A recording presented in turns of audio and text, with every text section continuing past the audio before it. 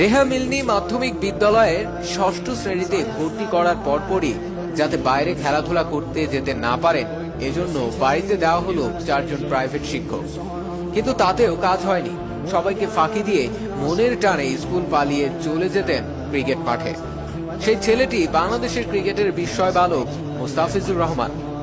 2015 সালের 18 জুন ভারতের বিপক্ষে প্রথম ওয়ানডেতে নিজের অভিষেকে 5 উইকেট নিয়ে বাংলাদেশের বিজয় নিশ্চিত করেন, হন ম্যান অব দ্য ম্যাচ।